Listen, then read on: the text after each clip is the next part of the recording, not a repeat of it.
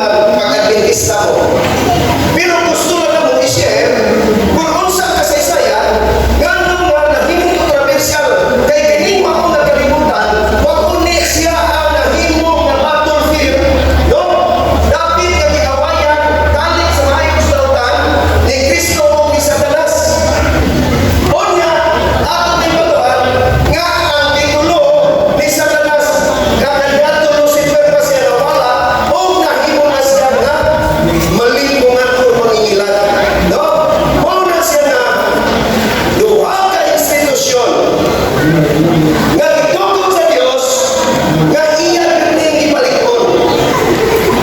Apan ipalingkamutan sa kini ni Satanas nga iya kining tungkol. Unsa man siya nga institusyon? Una nga gitugod sa Dios ang Sabado. O ang ikaduha ang Kaminyoon. Pero tanawa din sa pagpapasyaw ang Kaminyoon karon mga igsoon. Ordinaryo na lang kayo. Dili mo sa pagpangilabot sa iyo ako. Pero ako nakaon ang realidad nga ang mga babay na laki kung magkasabot at ikumpay sila, mahalang may kasal pwede na mag-ipon. Pero ang Diyos, before niya bitagaan ang panunod sa kanan sa iba, ang Diyos mismo, mao'y nagkasal nila dito sa naman sa ilin. Iya ang ipalikon ng institusyon. Pero sa man, ibungkag, igubal siya ba, pinaagi sa isa noon sa mga pagi. Na ay naghapon ng gabi, na makitaan sa mga lalaki o sa mga babae, na diin handungo nila ang labas ng na, kailikon, na diin usahay. Bisa kinsa na lang ang atong ikauban sa pagpakikilawan.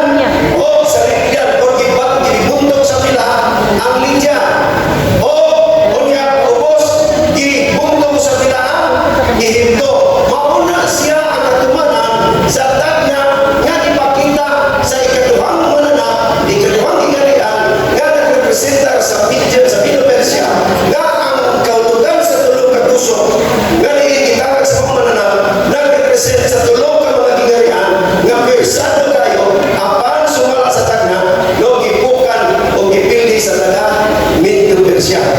Kining tulong ka nasod Babilonia, Lydia o Egipto nagpresentar sa tulong ka puso. Nakita ninyo kung unsa katugma ang propesya sa Biblia. Talag sa taon kayo kini ang ikatulong ginarian mutungha Daniel 66. Pagkahuman ini ako gitutukan o adunay usapa sama sa usa ka leopardo nga adunay upat ka pako sa likod sama sa usa ka langgam. Sa pagpadayon, ang mga mananap usa ka adunay upat ka ulo o gihatagан kini upat hari. Human sa pagdominar sa Media o Persia, bisan tulong ka gingharian niya ang pinatipin niya, apan ang Dios nagkatagdan usa nga dili gyapon dominar sa paghari sa kalibutan ang Medo-Persia nga giharian ni Cyrus, ni Darius o ni Artaxerxes. No? Unsa man ang ikatulong nasod? No, una Babilonia, Medo-Persia, unsa man ang sunod? Mao ni siya ang Grecia, ang Greece mga igsoon. No? Sakto kayo, unsang inyong kaibalaan bahin sa Grecia? Kinsa ang labing iladong leader sa Grecia? No? Si Alexander the Great mga igsoon. No? Medyo lapas lang siya sa 30 anyos sa dihang iya buntok pag-ibog kalibutan nga nag-ilhan kaniadto. Ang Grecia dili ra kaayo nga misakop sa kalibutan sama sa girepresentar sa leopardo nga adunay pako. Nga naman ang upat ka ulo tanaw sa unsa ang gusto nga tugma ang mga mananap sa Daniel no sa upat ka dakong ginarian sa kalibutan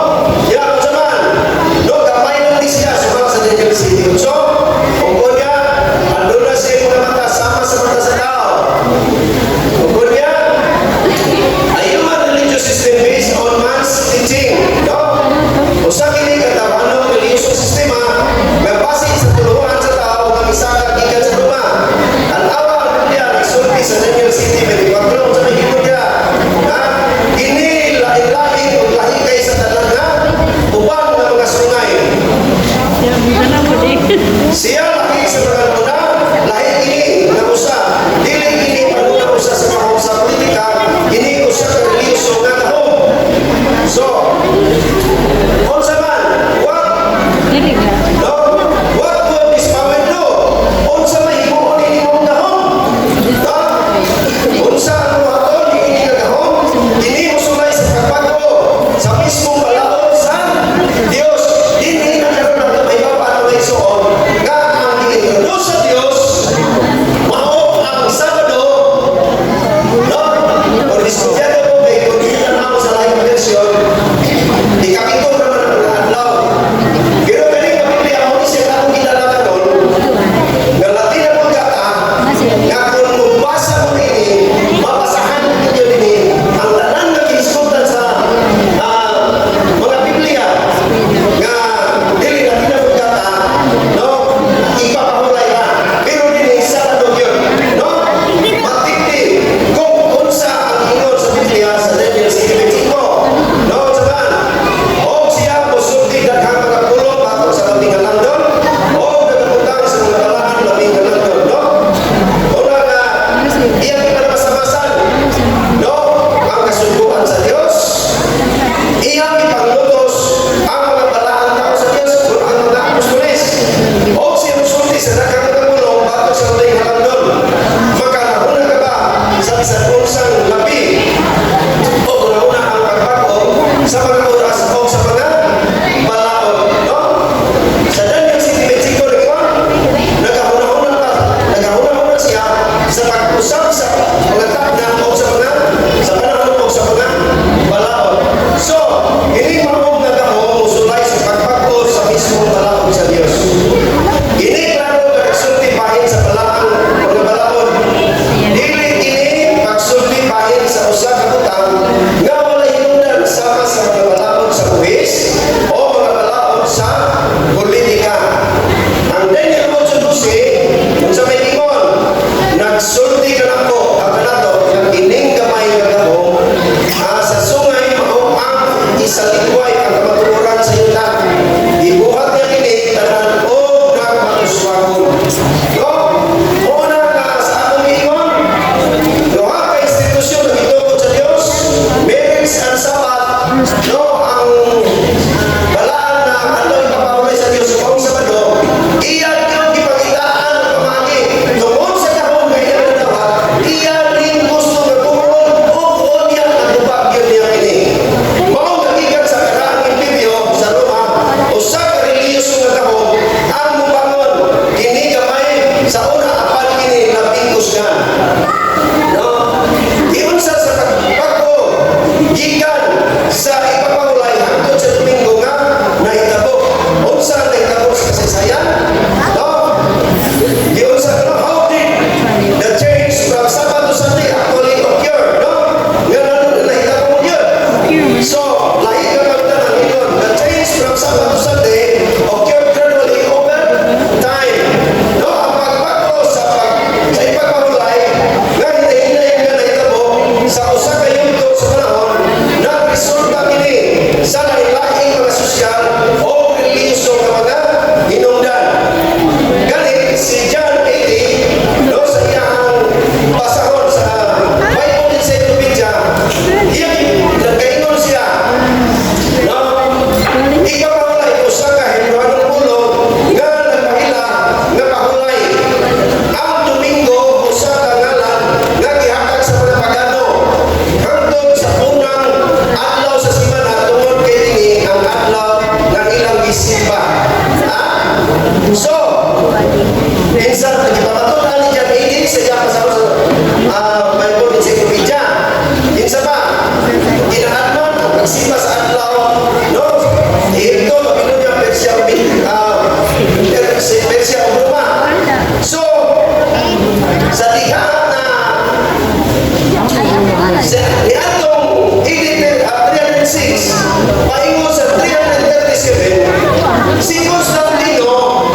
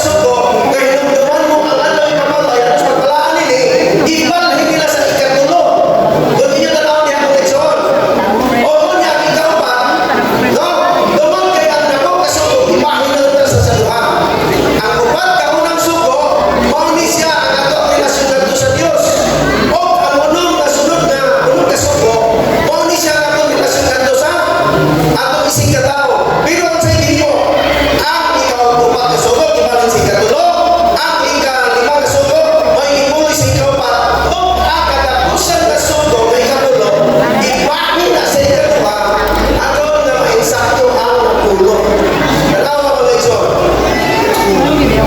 Una sila ang ilang ginahimo, o ang ika-napulo dili na maibo, napahin sa luha. No? Kaya dili ka mahibog sa balay sa isang katao, dili ka mahibog sa isang doon, sa iyang sa iyang asawa. So, ipahin na bilang mga pag-ikson. Anong may sakto na gapon na napulo magkasuluhan? Ang kiti,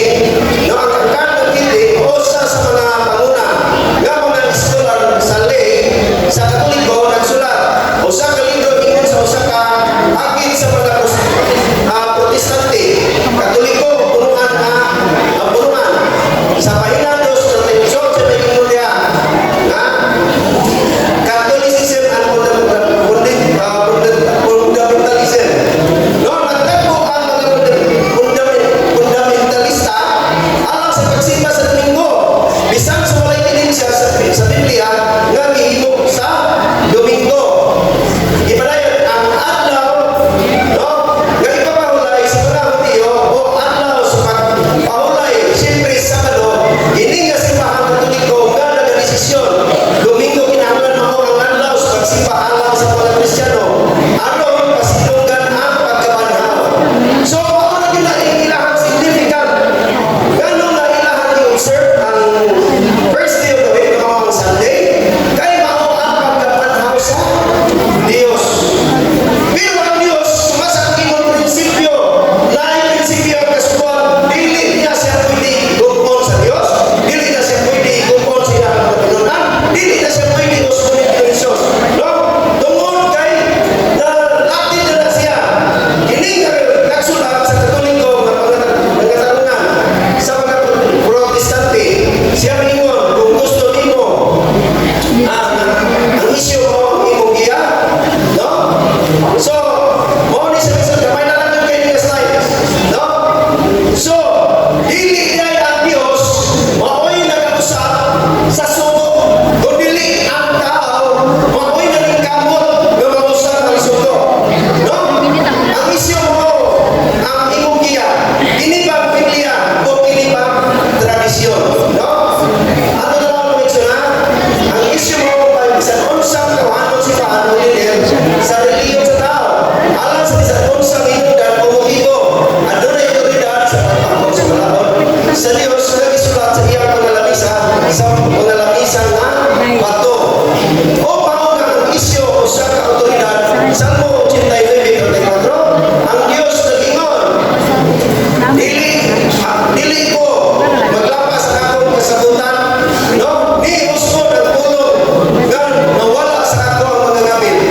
Ang Diyos nag-ingon nga akong pag-isa at dili ko pagagugol. Ang pulong na akong isulti sa Sinai, o nagsulat sa kaugalingong tudlo, dili ko mapakbo ini usa ka butang na adunay otoridad. So sa ato pasiliado ni siya sa Dios, no? Dili usa ka pangutana mga igsoon, kinsa man ang imong agalon. Ang isyu usa ka butang kung kinsa ang imong agalon, si Jesus pa o ang mga leader sa simbahan, no? On what is the foundation of your faith, no? Unsa ang katuturan sa imong pagtuo? Kini ba nga Biblia o kung ang ingon sa usa ka tao? Muna siya ang mga pangutana mga igsoon. Gamay na lang dyan kayo kung saan ito isa-isa sa oras na ikaw di ka diya. Ating pinasalasun mo siya na sigilanon. Ngayon, si Pastor Tibes, ang katuwang youth director pinado sa Central Visayan Mission pa, no?